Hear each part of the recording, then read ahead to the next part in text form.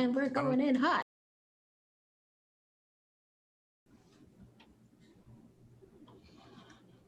You're good.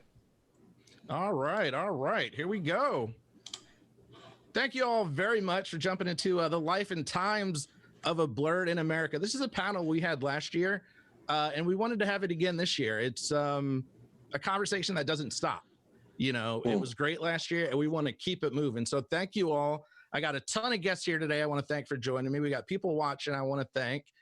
And like I said, we had a great conversation last year, but we want to keep it going. So I have a ton of friends.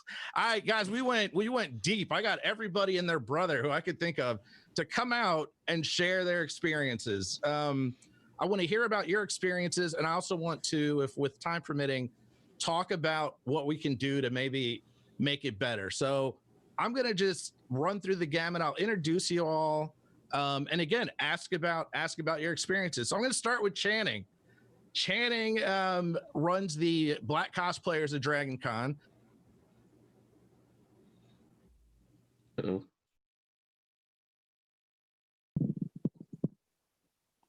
Got so excited he froze. It does look like Tony froze. So yeah, Channing, go ahead and I'll step in until Tony comes back. Go ahead and let us know a little bit more about why you're doing the Black cosplayers of DragonCon. Okay, so I want to say probably around 2015, we started Black Geeks of DragonCon. It wasn't started to be a protest. It was really a celebration. There were quite a few Black geeks already at DragonCon, but they were all kind of separated in their own little pockets. And I started chasing them down for photos. And then my cousin and a couple of friends said, hey, why not just host a photo shoot? And so we started getting them together. Our first year, I think we had about 25 or 30. Last year, we had close to 300. So we've grown every year since we done it. But in my case, it was really just to kind of celebrate the diversity. I always tell people it's not a protest, it's a party, it's a family reunion. And it was just kind of a way to get people with some common interests together. Thank you, Channing. I don't know what you guys saw on your end, but everyone froze up for me. I had some tech issues and I jumped back in and you were giving a great response. So thank you very much. I left the question was, how do you stay so ruggedly handsome?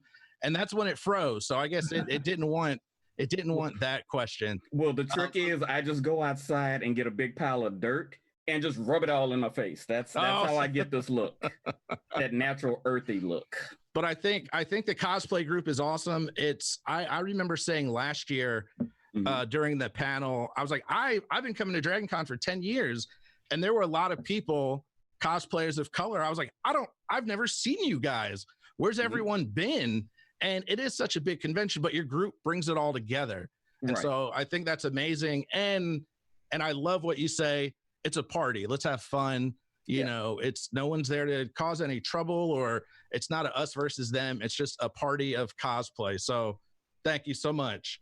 I'm going to move on to Alidria Hurt. She writes horror and fantasy and sci-fi. And again, I was looking through your website and I'm like, yo, I've never seen, usually when I see this stuff, it comes from Caucasian writers. And so tell us about your stories. Tell us about what you write and your experiences coming up through a scene that primarily currently doesn't have a lot of people of color. I started writing the stories that I wanted to read because I come from a situation where I didn't see a lot of people that look like me. So, you know, I started out in comic books, and then I moved into fantasy novels, but you've seen the fantasy novels. They're all white people. So it's like, okay, where am I in this situation? And because I didn't see anybody who looked like me, what I turned around and I did was I started writing stories about me. I come from fan fiction and,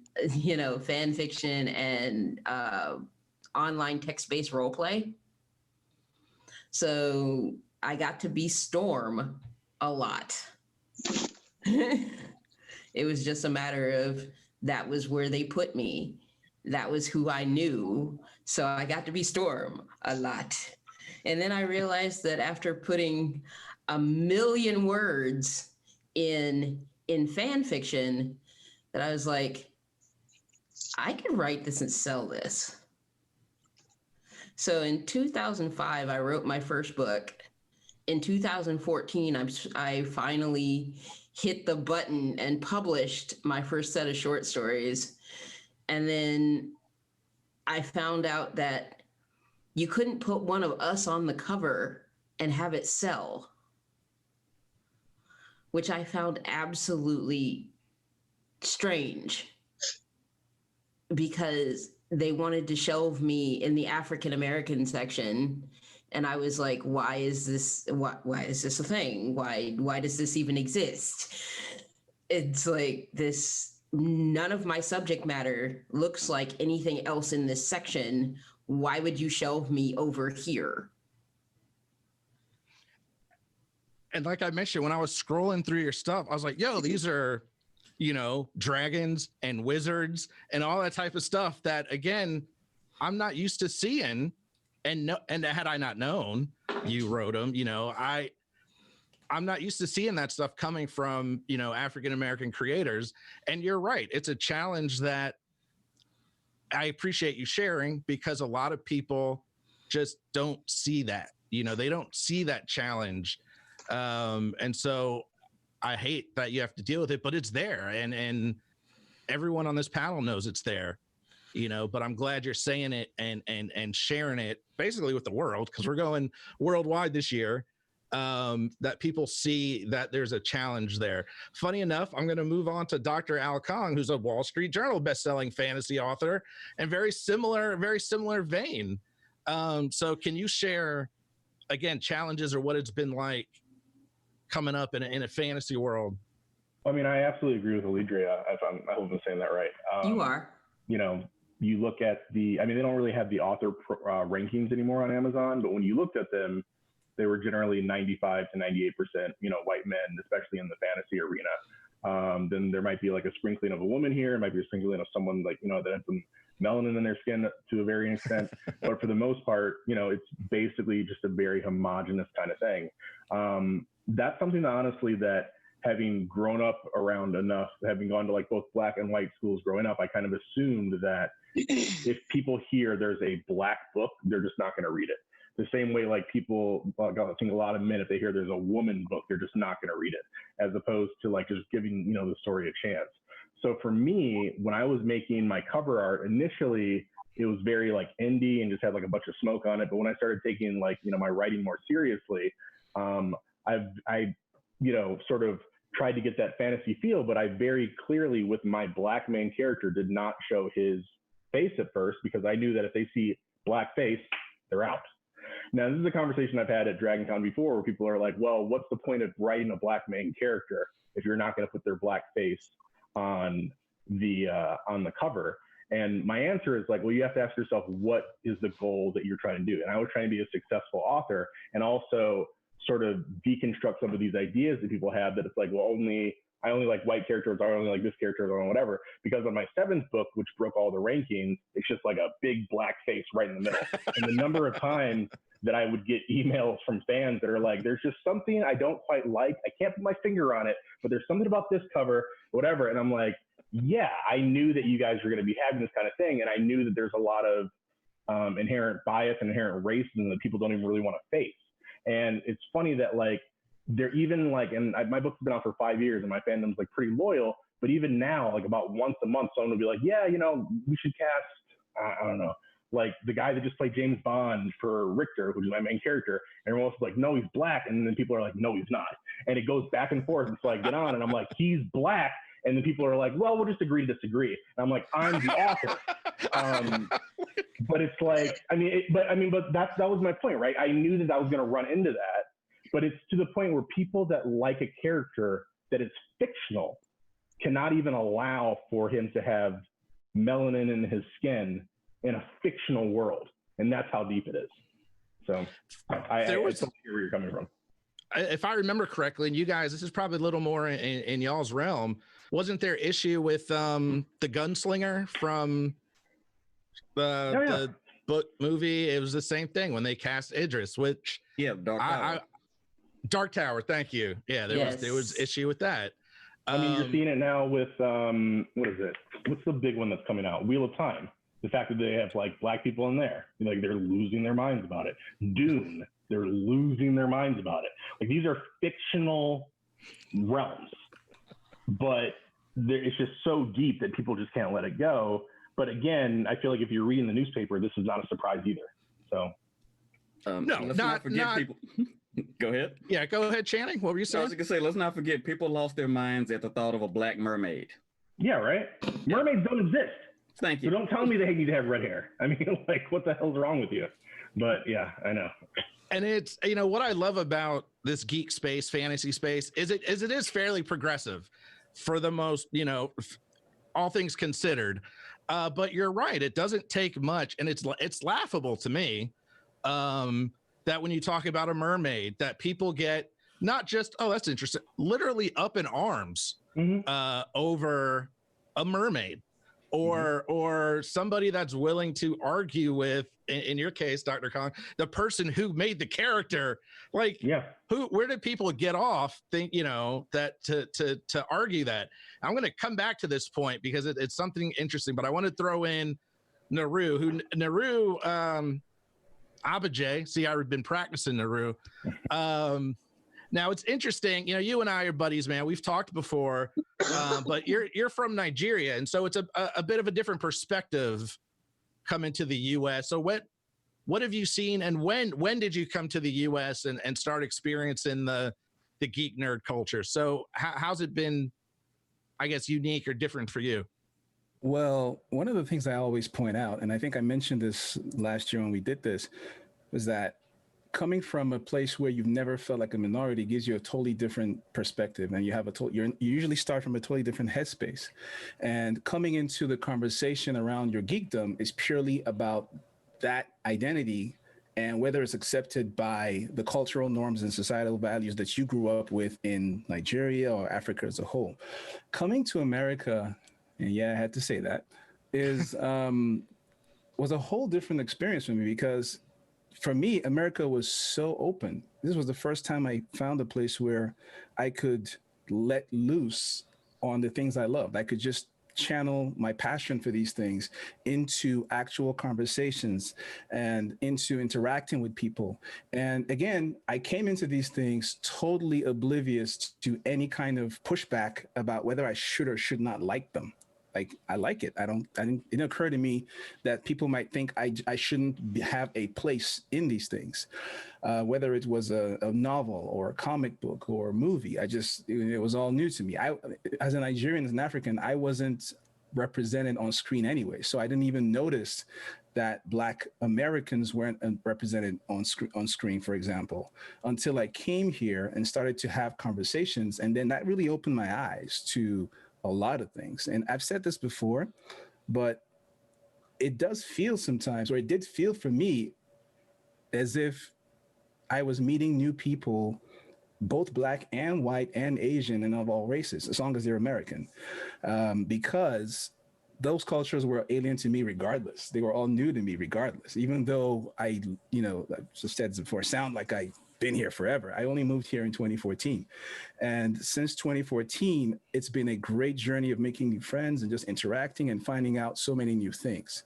But to allude to something that Ali just said, I will say that it made me go back and check what's happening in Nigeria. Like, when you begin to open up, you go back and talk to your people. Hey, I'm going to these cons. I'm talking to these people. And I found out that there was actually a subculture of geeks and nerds and fans of all kinds of genre stuff that I was totally oblivious to. And that's one of the reasons why I started Niger Nerds, because the plan was, okay, we need to uplift that and kind of spotlight that so that we can gain acceptance even back there, if that makes sense. That makes perfect sense, Marie. Thank you. And like I said, you and I, for those that don't know, but we chat all the time. I always love hearing your stories, man, and hear about stuff from Nigeria. Like things are, there's comics, there's work, there's film that I would never hear of, you know. So I think that's awesome that you're sharing that stuff, man. Sorry to bring this up again, but there is one thing I was going to allude to. I kind of forgot. Alidra mentioned writing about horror and fantasy, and Dr. Khan talked about dragon.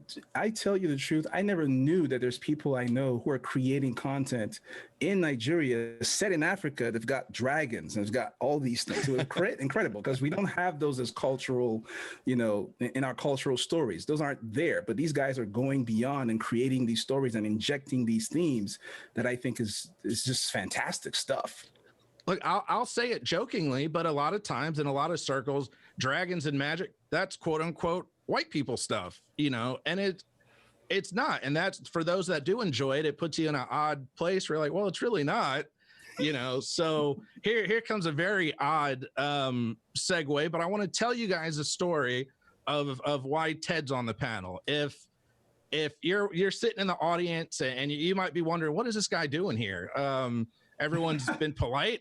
Nobody has asked that. But if it was me in the audience, I'd be thinking, what is this guy doing here? So I want to tell you guys, last year, a year ago to the day, when we were at DragonCon in person, Ted and I have some mutual friends, and he was staying in our Airbnb. And we're just chatting. I think we're sitting around eating pizza or something. And I said, hey, man, what do you have going on? He said, oh, I'm a comic book creator. You know, I'm making this comic. Here, check it out. And he hands me the book, and we're all thumbing through it. And it's all black characters, all characters of color. And I look around the room, and I was the only person of color there. And I was like, well, I got to ask. I can't just like, yo, what is this? And so I was like, with all respect, you know, and I was like, Ted, I noticed it's all black characters. Can you tell me why your choice there? So Ted, that's what I want you to share, and give me the answer you gave then. You have a book of black characters. We can see it on your wall. Why? Where did that come from? How did you come up with that? Oh, sure. And thanks for having me. So I was doing, I have some visual aids here. I was doing this book, Apama. Is that visible? Yeah. Okay. You're good, man. You can hear me. All right. So Apama was about this Hungarian ice cream truck driver in Cleveland who unlocks the spirit force of the most savage beast mankind has never known and becomes Cleveland's resident superhero. And I've been working on this book for 5-6 years off and on, and we keep introducing villains. And, you know, I was, you know, the first villain's a white guy. Froze. All right, we'll give Ted a second there. I think he froze. That's the joys of technology. And all right, Ted, you're back. Sorry, you froze up there for a minute. Yep. You were saying the first villain in the book was a white guy. Yo, they don't want to talk about this. Somebody's holding us back. All right, Ted. Is it still going? You're good. All right. So anyway, I was in, all these characters were kind of white, you know, and I just thought we got to a point like issues 10 and 11, and I thought I want to do something from musical years ago. And all the characters in it, I had the idea to make them into villains in the book. And the one, I decided, I'm married to a black woman and we have a daughter, and I just, doing cons all the time, realized that there just wasn't enough representation. And I made her black, and her name is the Tap Dance Killer. And see if I can show the image of her. Is that visible? Yep. Mm-hmm. And it's the poster you have on your wall. It's perfect. Oh, duh. All right. So anyway, what I found was crazy because people were sharing images of this character by the thousands, which never happened for Apama.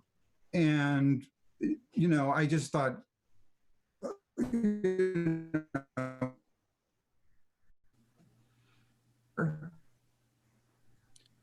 all right, Ted, you're breaking up again. But as he was alluding to, and I'll let him jump in when he gets in, the story he told me was, I have a daughter who's young and you know, mixed, and there's nothing out there. And it doesn't take much. Ted, you're back. I was just sharing, you were saying there wasn't anything out there for your daughter. There was nothing being represented. Yeah, so decided to do that. And the response, you know, which is quite different than what everyone else on the panel has said, I found that people of any ethnicity, any age, really respond to her much more than our Palma character. All right, Ted, I'm gonna. Oh, go ahead. You know what I could do? If you want to come back to me, I could try to check something downstairs. Yeah, I'll do that, Ted. I'll do that. But I want to share his story that he told me. Like I said, he said, I have a daughter, and I quickly noticed there's nothing out there. And I was like, dude, we got to talk about this. And he reached out to me through the year. He was like, I'm ready. Let's go. I was like, all right, man, it's January. Relax. But he said, as soon as you set your panel back up, let me know. I want to come talk. Because it took him, I feel like, immediately having a child of noticing there's not much out there. I actually talked to Brian Michael Bendis recently, who created Miles Morales. And I didn't know until a couple weeks ago, he is a white guy. And he said same thing. He has children, that granted they're adopted, but they're still his children, that he said once he opened his eyes, he noticed there was nothing out there. Yeah. So sometimes it just takes looking a little bit. And Ted, it looks like you're doing better, but I want to say there's so little out there that once you have a little bit of that, start sharing some characters of color, people are excited, because they don't see it often enough. Well, and the response, am I on now? Yes. Can you hear me? Okay. The response really has been tremendous. And I don't know if I cut out before I said this, but she sells for me much better than our Palma character. And even to white folks, it's just so bizarre that, I guess that I'm hearing the experiences of Alidria and, how not putting a black character out front or the struggles you have doing that by putting them out front and people sort of maybe pigeonhole you. I'm finding as a white creator, almost the opposite. Like I have this banner behind me when I do the shows and people just come up to me and ask me about her. It's like, I don't have to work even as hard to sell this book. And I can't really understand what the difference is here. And it makes me so grateful for the support I've had, but it makes me heartbroken to hear that it's not being shared with some of you. It's Ted, thank you for sharing that. I do think there has been more interest, but it is, it's interesting and curious. And I always come back to the anger over a mermaid. It's hard sometimes to figure people out and, what works, what doesn't work, or where people's heads and hearts are at. Violet, I'm going to move on to, thank you so much, Ted. Violet Meyer, who is also a writer and an artist. Violet, thank you for your patience. We have so many people here. We got a big party today. So thank you for your patience. And again, same question. I want to hear, as you're coming up in your writing and writing things, how the community has reacted to you and maybe challenges you faced. Believe it or not, I am very, very deeply engrossed within the independent community. So among independent African-American writers and artists and Blerds, we really support each other a lot. And it is so much material out. It may not be mainstream, but it's so many of us with so many beautiful ideas and stories and comic books and artworks. So when I hear things that it's just not there, it's not the truth. It is so many. Like, for example, if you go on the Facebook page, Black Science Fiction and Fantasy Society, it's over 100,000 people in there alone. So we're there if people just don't want to acknowledge it. And I think and you just have to find, honestly, I write things that I want to read and I love to read. When I first became a writer, I wanted so deeply to make people read what I wanted. Now I respect and have the most admiration for those who love what I do. And I write for those people. It's hard when you're first coming up. I want to say, I think Alidria said you're trying to sell, you want to be big, you want to be famous, and it's, you want to try to please all the people all the time. Yes. And it sounds, you can't, we all know you can't do that. And it sounds like you've gotten to that place where you're you and you share what you want to share. Exactly. there was a question. It may have been in Channing's Facebook group. Somebody said, bless you. Somebody said, where can you go to find new creators? So tell me a little more about this page or other pages or other groups. If somebody watching this says, I want more of this. Well, you can't go to, I feel like you can't go to the mainstream, you know? So where can you go? Well, because African American fantasy and paranormal writing, like I do, is a niche thing. So you have to go to niche places. Like I said, Facebook online is the greatest place. You have the Black Science Fiction Society, and you can find all of them on Facebook actually. And both of those groups have more than 100,000 members. It is a lot of people, and they're worldwide. So they're there. You just have to take time to look for it. I think the problem is that people are begging for the mainstream to say, love me, instead of writing what you are, who you are, and being true to who you are, period. And people who love what you do will find you. And just to piggyback off that, for all the bad things you hear about Facebook and Twitter, it has become a place where smaller communities of color can get together to find these niche things. Same thing with Reddit. There's a lot of dirt and a lot of crap on there, but we've kind of been able to carve out our own spaces there. And it really is a good way to kind of promote or to find those little individual things that might be considered in some circles white people stuff, but then you find out, oh wait, here's this community of thousands of Black people and they're into it too. All right, I'm good to go. Yeah. We've also got State of Black Science Fiction. Mm-hmm. And Colors and Darkness is one that I do a lot, which is Maya Laris. And they're all places where you can go to find more us. And that's what I love I love conventions in general. It's just, to me, it's a happy place. But that's what I love, just walking around and talking to the creators. And I'm not going to say I necessarily look for Black creators, but they do stand out in a convention, when there's not a lot of them. So it's always interesting to see and hear from them. Davey R, I did not forget about you. Davey R Snipes, stage, film, voice actor. So a little bit different. We've had a lot of writers. So can you share your perspective coming up in acting? Is it you always feel like, oh, well, there's a lot of Black people on stage, but what's that scene like? How is that like coming up? Yeah, look, it's different, but it's all the same because it's all intersectional. Because in the world of arts and coming up in the world of theater as a Black actor is literally no different than trying to break into the scene of being an author as a Black writer, because you're inherently going to be marginalized. And I think Violet hit it on the head, where it's not that we're not there. Like, Black folks did not just show up in the theater. We did not just show up into liking comics and geek stuff. We've been around forever, but to the point of waiting, the mainstream doesn't acknowledge the presence, because we have to understand that the mainstream is organized to cater to whiteness. So it's going to highlight, as Dr. Kent Kong was saying, it's going to highlight the white face that we're used to seeing. So it's perfectly understandable for me to understand, like, when there is a Miles Morales or a Black Ariel, that people lose their minds, because from birth they've been conditioned that, well, it's only supposed to be white, right? Because that's all that they've ever been exposed to. Because to Violet's point, you have to go find artists of color, and it's not that it's difficult. You just have to go take the initiative to go look.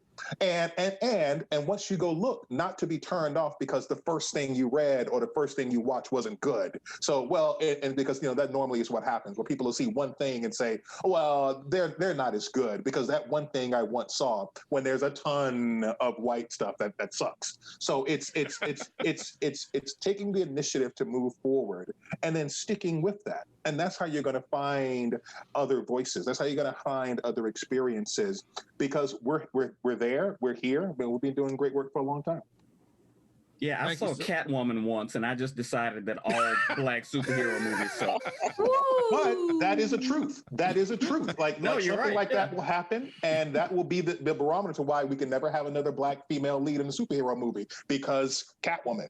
Meanwhile, Yeah. we got Jonah Hex, and Josh Brolin went on to be Thanos. God. So hey, You're absolutely right, and it's sad to me. It's unfortunate, but again, you're absolutely right, and that's all it takes is that one, like, oh well, that was bad, and that marks everything. In fact, one of the questions I posed the panel in a couple of groups. One of the groups, they said, "What's next now that we've seen," as they put it, now that we know African Americans will go to comic book movies with Black Panther, what's next? What can we do with that?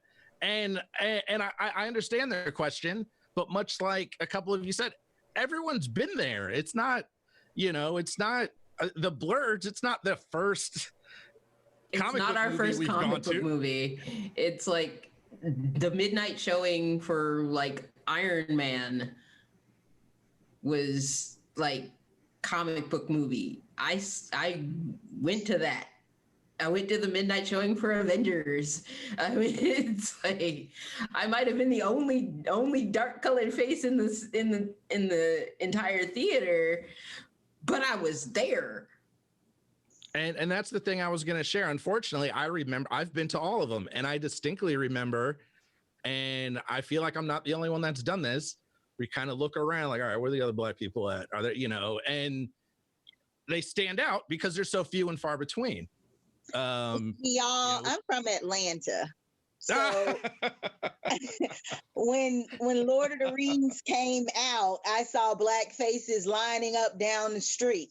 So for me, I mean, maybe Atlanta truly is a bubble, but for me to be a Blerd is not odd.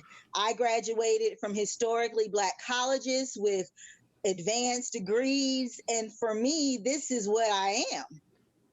no, Violet, it's not just a bubble, because a lot of times when that statement is made that we went somewhere and we didn't see a lot of us, it's because you might not have seen a lot of black folks at that theater. Yeah. But if you go to AMC North DeKalb, then you'll see sold out houses of black folks seeing it. So it's also about where do you put yourself to make your judgments. And a lot of times it's very simple. Our judgments are all based on our own perceptions of how of the world we've cultivated. And if we simply just step outside of that, then we'll realize, oh my God, look at all these black folks over here. I never knew. And so it's not, we're there. You're just not at the place where we are. Yeah. Dave, it's funny you say that, because at the panel last year, when I said to the group, I said, I've been coming to DragonCon for 10 years. I haven't seen any of y'all. And somebody said, well, where are you? I was like, right. Well, where are you? Where are we? We gotta work this out. We gotta hook up, Yeah, we've been on the steps of the Sheridan for about 3-4 years now, man. I'm glad you said that, Jenny, because I will say this. I heard about stuff you guys are doing. I found out about it through Facebook. Like, I saw some of the pictures and people started sharing that stuff. And I was like, wait a second. This was happening there? When? How did I miss this? I'm up in front attending one place and you guys are out the back doing, oh my God. But I will say that the thing I like about groups like Facebook is that there's so much, like, I jump into so many of these groups. Like, you guys are talking groups, Violet and Alidria was saying some groups. I'm typing them up like, yep, okay, sign up. Because it just adds more flair and spice to my overall experience of nerddom. And it's not all about the colored experience too. It's just about, the interest, the groupings by the fantasy, the groupings by sci-fi, the groupings by certain fandoms specific to specific works as well. I jumped into Discords that are after a specific book, just because I want to kind of engage with people on that topic. So it's been really good. And another thing I think I found I needed to do was ignore the mainstream and create my own stream. Because when I looked around and realized, okay, I'm running into these groups, and I worked in sales. I still do. I've always been the guy who, when I like it, I yell about it. I tell people about it. I tell everybody about it. Like, I've told people about stuff. I've been telling people about the Tony P. Oddcast. I've been talking about for 2 years. I seriously, That's who I am. So that part of me had to come out when I ran into Creative Works, and I would buy first editions and keep them. I have a box full of first editions of different people's stuff because I want to not just support in cash, but I also want to talk about what they do and show it. So Niger Nerds, when we started it, it was all about how can I shine the light and create a whole new stream where we can talk about the stuff that, because I would go to a movie and I'd sit there and then somewhere down I'd run into a name and I'm like, that's a Nigerian name. Interesting. This person wasn't in the press. I didn't hear nothing about this person. There's no coverage. I mean, they talked to everybody but you. And then I didn't know you were there. And then sometimes I'd be looking through the people behind the scenes and I'd run into one or two names. So it became about, let me go find those stories. Let me go find those people and put them front and center of something, you know, and then let others be encouraged to say, hey, this guy's doing this. Because if you know anything about Africans, if there's money in it, I'm going to do it. If there's no money in it, I will not do it. So that's what's happening in our part of the world. Parents don't support people. So people like me want to create this environment where people can know that you can make money doing this. So yeah, that's what we do, man. And looking forward to doing more of that. By the way, got to say this real quick. Dr. Kong, I don't know if you've ever planned to come to Africa, be in Nigeria, but you have the perfect last name for us to come and give you a chieftaincy title and you can become a king. You know what I'm saying? I appreciate that. Naru, you Kong. and I have been doing panels. You've never offered me Nigerian royalty. I'm sorry. King Henderson, Chief Henderson, ain't no King Kong. Come on. I mean, You're really? right. You're right. Oddly enough, I got the Black Cosplayers group because someone literally walked up to me and handed me a business card. Walked up to me and handed me a business card and said, you look like you should be joining us. And I was like, who's what a hana what? And I looked at the card and was like, oh, this tells me what time I'm supposed to be there. Okay.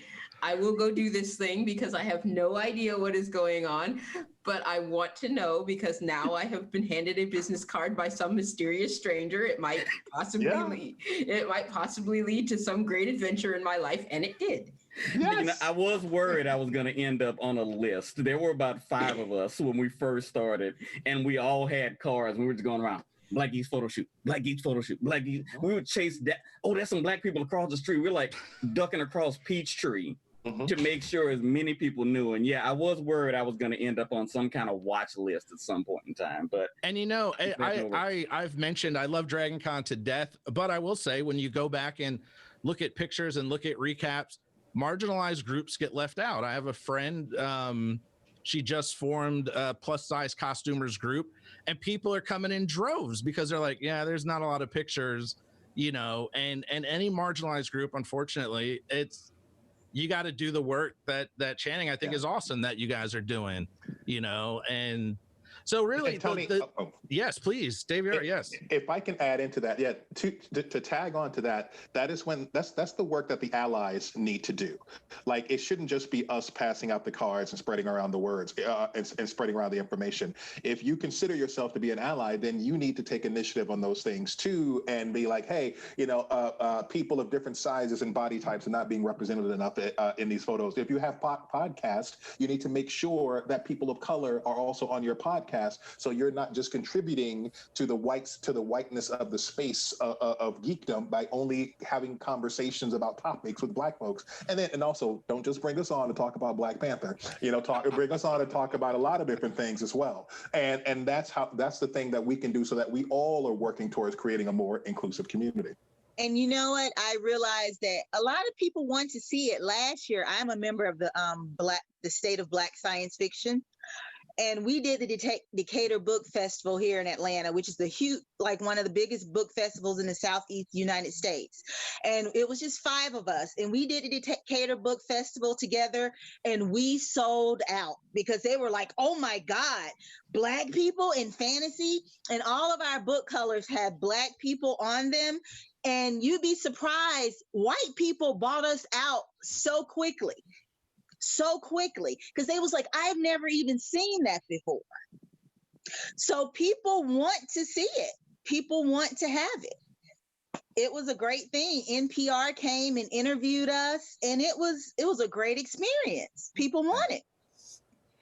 And so that's a perfect segue. I would think you set me up perfect. So we have about 10 minutes left, and we're not going to end this panel until I hear from each and every one of you where we can find your work, your stuff, your socials, whatever you have going on. So I'm going to start with Channing Sherman. You talked about your group. Where can everyone find it? What can they do? Is everyone welcome? Give us a little spiel on it. Yeah, everyone is welcome. We've had white photographers, Asian photographers. I mean, anybody who wants to be an ally, like we talked about, and celebrate that cosplay is more than welcome to come out and be an ally. If you go on Facebook, look for us at Black Geeks of DragonCon. You can find us on Instagram and Twitter at DC Black Geeks, as in DragonCon Black Geeks. We're mainly focused around DragonCon, but we are trying to do more stuff year round. Fingers crossed. And you can find me personally at Channing Sherman on Instagram and Twitter. Awesome. Thank you so much. Alidria, where can we find your work, your stuff, your content? Lucky for me, I have one of those first names that literally makes me the first 5 pages of Google. If you can spell my first name, you will find me. Sounds like a deal. Alledria. Perfect. Just Google it and we will find you. Dr. Alaron Kong, where can we find your work, your fantasy books? What's that? I'm on litrpg.com, litrpg.com. That's the style of book that I write. Also, you can type my name. I'm also the first 5 pages on Google. I'm on Amazon. I'm on Audible. I've got 8 books that are out there so far, and I have 2 more coming out this year. So I appreciate you checking me out. And next year, when we're all back in person, man, I'm going to come say hello to everyone. I'm assuming you'll all have booths and stuff and things to sell. I can't wait to see everyone in person. Ted, where can we find your books? Ted is frozen again. Ted, you're killing me, Ted. We'll come back to Ted. The Illuminati. Violet Meyer, where can we find your work? You can find me at violetmeyer.com. That's VIOLETTEMEIER. I'm also under Instagram at Violet Meyer, Facebook Violet Meyer, Twitter Violet Meyer. You can find me everywhere, Violet Meyer. Ted, you're back. Where can we find your books? HeroTomorrow.com. Did that make Got it? HeroTomorrow.com. Let's get it in. Sorry about all that. Oh, you're fine, Ted. Thank you so much. And again, last but not least, Davey R. Snipes, where can we find your stuff? Yeah, so I'm at the Alliance Theater. You can find me at the Alliance Theater podcast. That's here in Midtown Atlanta, and also on NPR's Buried Truths. I'm an actor on those series as well. Awesome. And Dave, we have a follow-up question for you, which is perfect because I got a couple more minutes to kill. Someone from the chat popped in, and I think this is a great question, and I don't want to miss.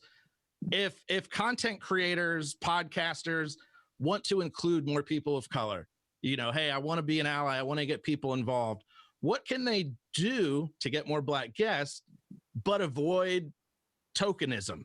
You don't want to look like that person. You don't want to do that. And so I'll start with you, David, but anyone can jump in here.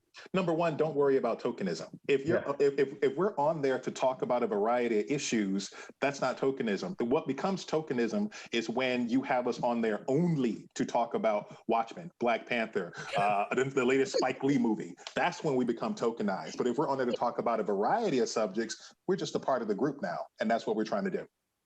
No, I have the same thing. I was working with a guy who runs this amazing program where he creates custom rigs for disabled children so that they can interface with the world more. And he just does this tirelessly. But when Black Lives Matter came around, he's like, I want to talk about this, but I don't want to feel like I'm ignoring the kids. But if I'm helping the kids, am I not caring enough about Black people? And blah, blah, blah. And I'm like, yo, let that off your shoulder. Like, do something and you're winning. And I just feel like, I agree. Like tokenism, the idea, there's always going to be people that are going to be in your face, but like, I don't listen to those people either. So just do something good for you. Yeah, there's plenty of people in our group. We've got CDC people, we've got lawyers, we've got doctors, we've got teachers. You don't need a Black person just to talk about something Black. It's newsflash, I know, but it's true. You can bring us on for any kind of topics. Anything. Yeah. Go ahead, Naru. Just want to say, I didn't get to say where they can find me, but I will say that I don't happen to have one of those first names that you can find. You do a first name search with me, you'll probably run into some sort of sexy massage or some stuff like that. So let's sidestep that. You can find me at the NigerNerds.com. That's our website. You can also find us on social media at the Niger Nerds. And coincidentally, same time tomorrow, I'll be hosting a panel with a bunch of the guys I was talking about, some authors and filmmakers from different parts of the world, but Africans. And we're going to be talking about African history and Afrofuturism. So y'all are invited to watch, and I think you might enjoy the topics, and it should be fun. Naru, I'm so sorry. I went down my list. I don't know if I skipped you or if I'm just mad at you. I'm not on the list. I know. I think it was that whole lack of royalty thing. I was a little bitter about it. That's all right. I'm gonna get you back. You hit the point exactly. The last thing I have for wrap up. First off, again, I can't thank you guys enough because I put out emails, I put out calls. We have a ton of people. We have way more people on this panel than I would normally like, but I wasn't going to tell anybody no. And I appreciate you all coming out and saying your piece and telling your stories and sharing that with everybody. So thank you for that. Again, I know with it being virtual this year, there's a lot of work. It's been complicated, but you guys fought through it. And I really appreciate you joining us to talk about your stories, talk about your work. And yeah, this isn't the last panel. There's a ton of stuff. As Naru mentioned, tomorrow he has an awesome panel talking about African comics.